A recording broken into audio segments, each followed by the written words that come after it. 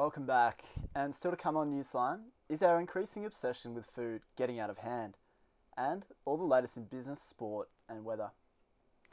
But first, Melbourne's inner suburbs such as Fitzroy and St Kilda have long provided rooming houses for the down and out. But as property prices go up in these suburbs, gentrification sets in. So what happens to the residents of rooming houses such as the Hub on Nicholson Street in Fitzroy? Rianne Smith reports. In March this year, residents of Fitzroy's last big private rooming house were given 60 days notice to vacate, making way for a new development of studio apartments.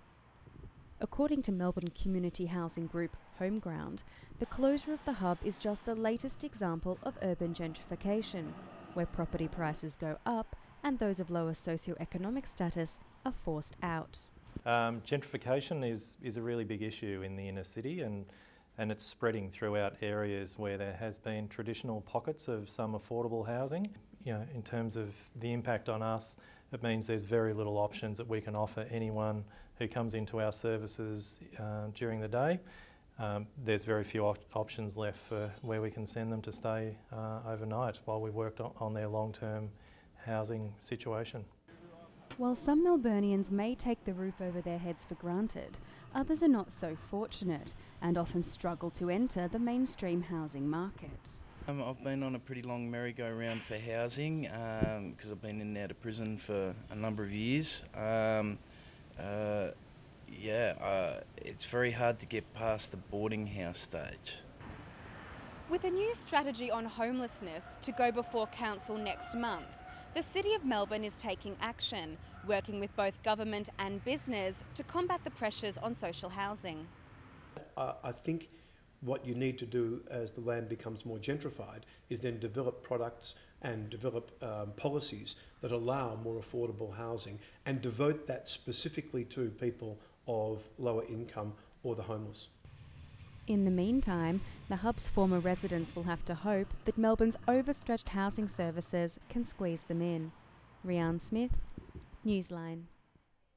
Thank you, Rianne. And now to business news with Alison Chin. Alison, the NBN is being rolled out and they've chosen Armidale as their first site. Yes, earlier today, Prime Minister Julia Gillard switched on the first site of National Broadband Network at a secondary school in Armidale in northern New South Wales. They chose Armidale because it's a large rural centre and apparently a lot of rural places in Australia are put up with slow, expensive and in-network telecommunication system. And Alison, how much was spent on the whole project? I heard there was some controversy over the spending. Well, Telstra and NBN Corporation has signed an $11 billion agreement over the infrastructure and the copper wire network and promised to deliver internet with the speed of over 100 megabytes per second.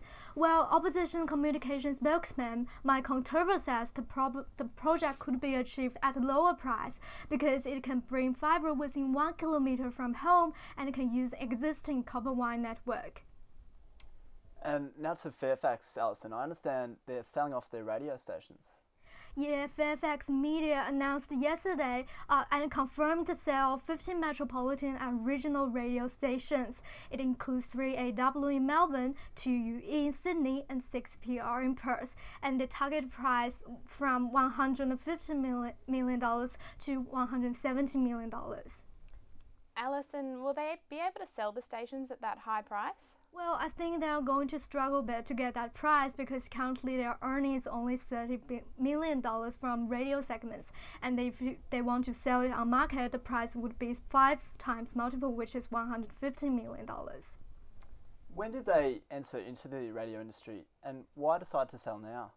They bought a portfolio of radio stations from Southern Cross Media Empire back in 2007, and they envisioned that radio and the newspaper would work together and build on each other's strengths. But since it hasn't turned out in that way, they realized the radio is an entirely different business, so they decided to get rid of it right now. Thanks, Alison. Well, cooking fanatics will know that MasterChef is back on our screens, and once again it is smashing the ratings. These days, some of the biggest celebrities around happen to be cooks and chefs, such as Jamie Oliver, Nigella Lawson and George Columbaris. But is this obsession with food a good thing for Melburnians? That's the question I put to a range of influential foodies. I think there's always been a band of people in Melbourne who we consider foodies. Melbourne has always been a hotspot for foodies, but recent hype around TV shows like MasterChef, as well as an increase in food bloggers and food apps, has made food a talking point. They would swap with friends places to get the best pork sausages, amazing croissant I had the other day, or this loaf of bread's incredible, or you got to get up and see the macarons at this store. They were lavender, they were amazing, and that's what they do. Is this obsession with food glamorising the restaurant industry? And are Melburnians expecting too much? I think the most profound change is that everybody now has an opinion about food. It's just become the art of the 21st century, so it's that one democratic art that everybody can have a piece of because we all eat food. In the past, food was a necessity, not a pastime. Today, Melburnians go out for breakfast, lunch, dinner and all things in between. Former director of William Angliss, Ray Way, says Melbourne's food scene has changed dramatically in his time. I drove through Richmond today and there were hundreds of people having breakfast. Now, we would never have thought of going out for breakfast. Alan Campion has worked as a chef, food critic, food tour operator and cooking instructor. He says when MasterChef hit the spotlight, so did his business. When MasterChef kicked off, that business was relatively new and it pretty much doubled overnight. While shows like MasterChef and My Kitchen Rules have boosted business, they've also changed Melburnians' attitudes towards food and made some of us think we're experts. Restaurant owner Harry Tsiaplis has noticed a change over the last couple of years. I've seen just a growth in knowledge of food. As the hype surrounding big-name restaurants increases, so too do expectations. It looks so glamorous and so incredible that you have to go there, and your expectation is beyond a room. Epicure food critic Larissa Dubetsky agrees that a lot of pressure is now put on kitchens to plate up perfect dishes. She says there is particular pressure on cooking show contestants who open their own restaurants. Contestants, that's a different matter because they're amateur cooks, and I think the viewing public tends to forget that and they treat them like professionals. Ray Way agrees.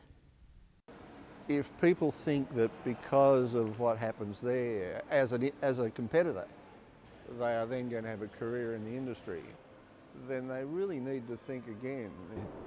It's not just about putting money together and setting up a place. You need to actually love what you do. And if you haven't got those special ingredients, then you're on the way to disaster. People seem to think that because they've seen something on TV, read a review or been to a few big name restaurants, they know the ins and outs of the food industry. At the end of the day, it's simply a plate of food, no matter where we are or what we're paying it. And TV can glamorise and make things look very exotic and wonderful. But also I think there's that whole side of it where people watch a TV show and they think they've actually done that activity. But it's not all doom and gloom. Our experts agree that Melbourne is still one of the best places in the world for food. And over the last few years, our food knowledge has expanded. I think there has been a marked shift in people just taking notice of what they eat and taking pride in what they eat and enjoying what they eat instead of it just being fuel. It's become this real artistic pursuit. It's got to be one of the most dynamic food centres in the world. Ellen Coulter, Newsline. Fabulous story, Alan. Are you into cooking yourself? I prefer to keep myself at room temperature, Josh. And after the break, we look at a scheme that brings a bit of the outside world into an immigration detention centre that's home to hundreds of young unaccompanied boys, plus all the day's sports news.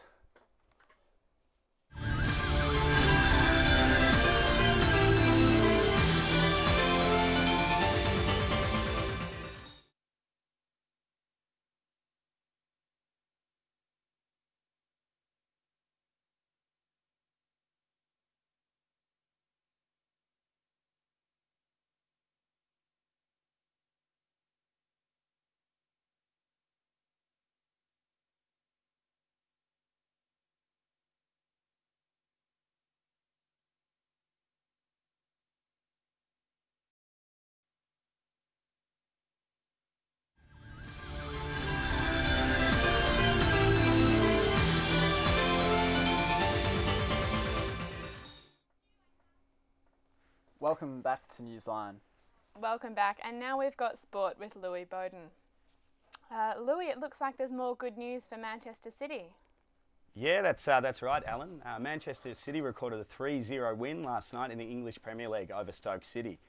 So this allows them to leapfrog Arsenal in the standings, which puts them into third place. So the benefits of third place as opposed to fourth place means that they skip qualifying for the Champions League next year. So this is some good news for Manchester City fans who for 35 years until last Saturday have not been able to lift any silverware and sort of cheer their team on. And to cycling news, there's a bit of controversy in this year's Tour of Italy. That's right. So Isle of Man sprint champion Mark Cavendish won stage 10 of the Tour of Italy overnight last night, which comes only 2 days after he was actually criticised for his performance on Sunday while riding up the difficult climb up Mount Etna. So Mark Cavendish was criticised by a couple of Spanish riders for allegedly hanging onto the back of a car for the majority of the climb. There actually has been calls for him to be disqualified from the Tour of Italy because of this, because he only made it within the qualifying time on Sunday by 25 seconds. Okay, Louis, and also there's some excitement for cricket fans in the Indian Premier League. Yeah, it is exciting. Australian cricketer Adam Gilchrist scored 106 off 55 balls while playing for the Punjabi Kings 11 against the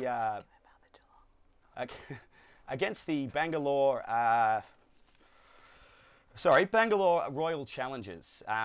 He was in partnership with Sean Marsh, who also hit a very good score, which was 79 off 49 balls.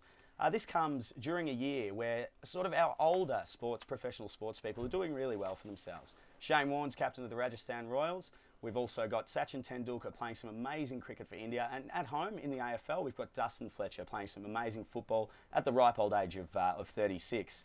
So it just, gives fans a bit of heart to know that age doesn't weather these champion sports people. And it's true you mentioned Dustin Fletcher, a great news story in the AFL.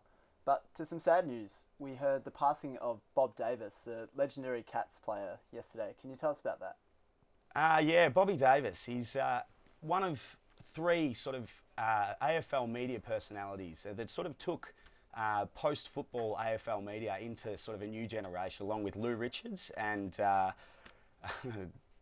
someone from Richmond who I can't remember. Okay, so Bobby Davis, he's a 176 game player for the Cats. He won 2 premierships and he also coached Geelong to their last premiership prior to 2007. Champion player, champion coach, and he was also a champion bloke according to all involved. It's very heartening to hear that, and read in the newspaper today, there were quite a few sort of messages of love from clubs, from supporters, and just from people within the general football media. Yeah, and what else have we got going on in AFL this weekend, Louis? We've got the Geelong-Carlton match, which should be a big one on Friday night. That's right, it's also Indigenous round, so it's very exciting for the Indigenous AFL players and also just for the Indigenous community around Australia. It was launched today with a dance, I believe, in Melbourne City, which is just used to, I suppose, appreciate Indigenous footballers and their contribution to our game. Thanks, Louis. And now to today's weather.